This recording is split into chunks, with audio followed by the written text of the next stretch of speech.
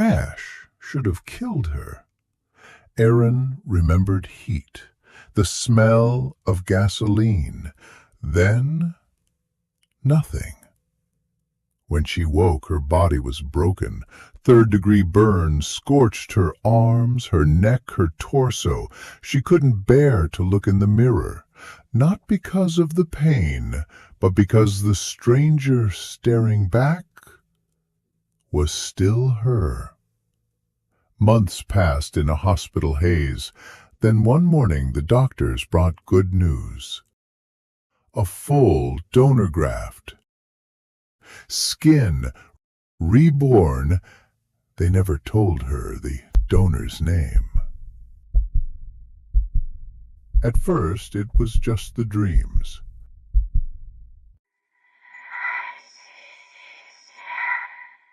She was in rooms she'd never entered. Cold basements, concrete floors, screams muffled behind walls. Her hands, not hers, gripped duct tape. She'd wake, gasping. Just a dream, she told herself, but her hands shook. The first night she ran barefoot through the woods, blood on her fingers. A scream followed. The second night, she stood in a tiled bathroom, a man tied to a chair, begging, her fingers wrapped around a knife. It didn't stop. The dreams became memories. Every scar tingled like it remembered pain that wasn't hers.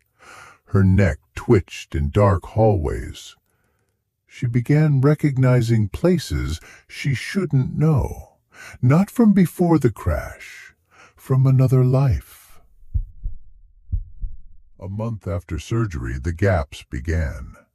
She'd pause in front of mirrors, not because of the scars, those were gone, but because sometimes she didn't recognize the tilt of her head, the way her lips curled when she smiled. Once she found a lockbox under her bed. Inside, a hunting knife, stained at the hilt, heavy-duty gloves, a roll of plastic she swore she'd never seen. She threw them out. That night, she dreamed of a woman laughing, dragging something heavy across a blood-slick floor. The name came unbidden. Leah. Erin woke with sore shoulders and dirt under her nails.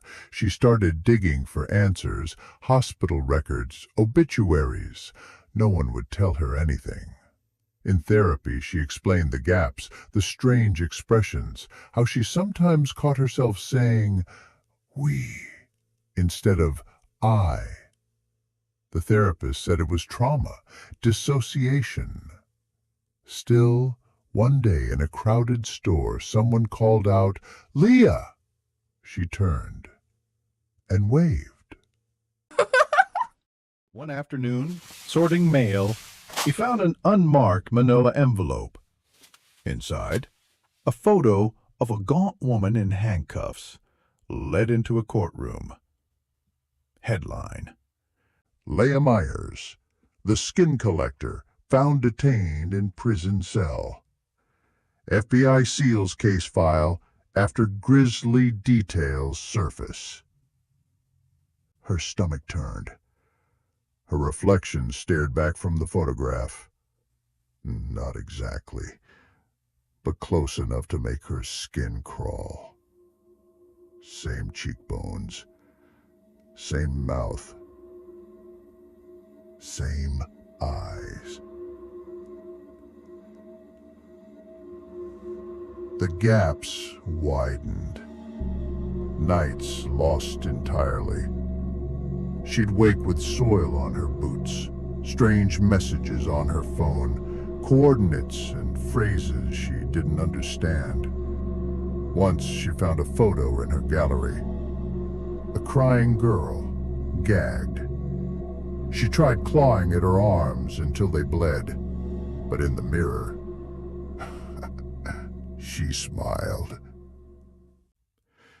She tried to leave town, bought a bus ticket, but somehow she stopped at a hardware store first.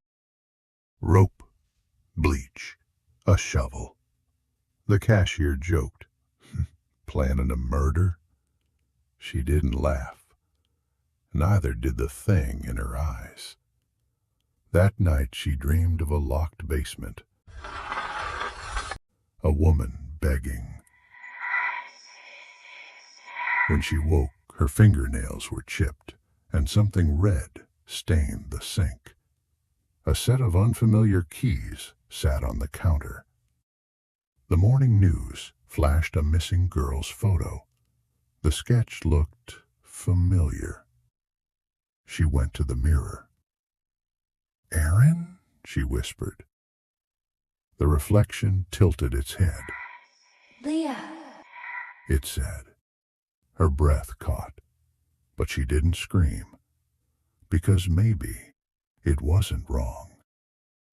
Later that week, her therapist asked how she was coping. Erin smiled, polite, warm, controlled. "I feel like myself again," she said. And for the first time, that wasn't a lie.